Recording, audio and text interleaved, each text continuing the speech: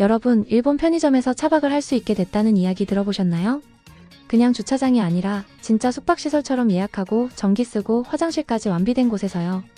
이게 진짜 가능할까 싶은데 일본 로손에서 실험을 시작했어요. 그것도 지바현의 바닷가 근처에 있는 6개 편의점 주차장에서 말이죠. 이게 단순한 캠핑 이야기가 아니라 일본 사회 전체에 꽤 중요한 변화의 신호일 수도 있어요. 여행 스타일도 변하고 있고 관광객은 늘고 있고 호텔 가격은 오르고 있고 그런 와중에 차박이 급부상했거든요.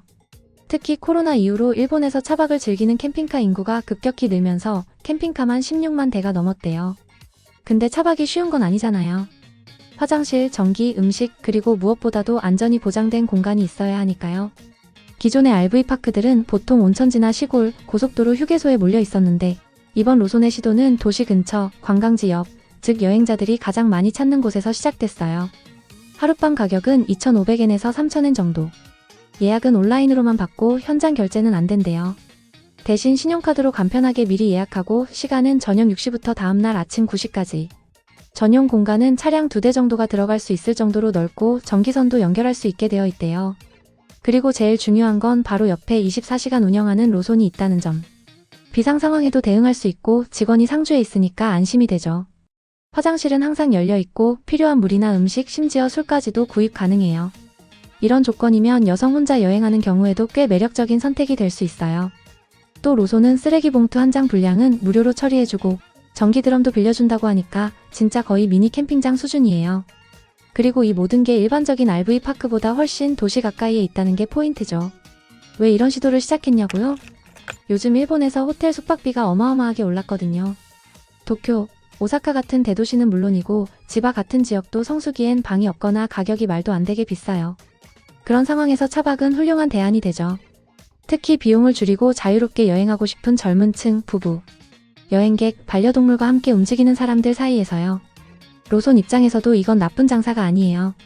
밤에는 주차장이 거의 비어 있는데 그걸 활용해서 추가 수익을 낼 수 있고 차박객들이 음료나 간식, 도시락, 술을 사면 매출도 오르니까요.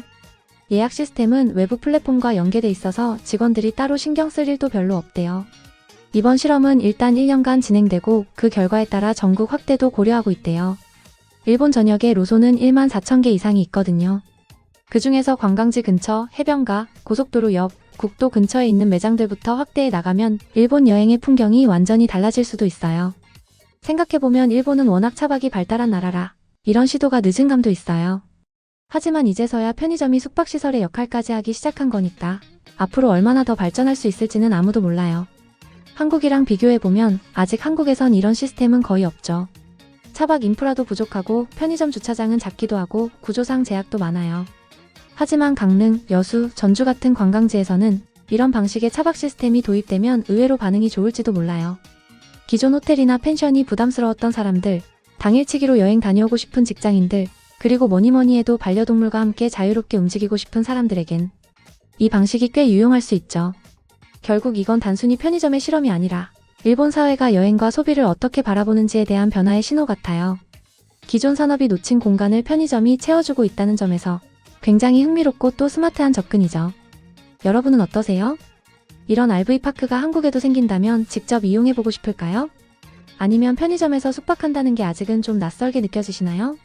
생각보다 가까운 미래에 우리도 퇴근길에 그냥 편의점 주차장에서 하룻밤 묵는 날이 올지도 모르겠네요. 일본의 이런 변화 하나하나가 지금처럼 물가가 오르고 소비 패턴이 바뀌는 시대에 참 많은 걸 생각하게 만듭니다. 오늘 이야기 흥미로우셨다면 좋아요와 구독 한번 눌러주시고요. 다음에도 일본의 새로운 정보들로 찾아오겠습니다. 시청해주셔서 감사합니다.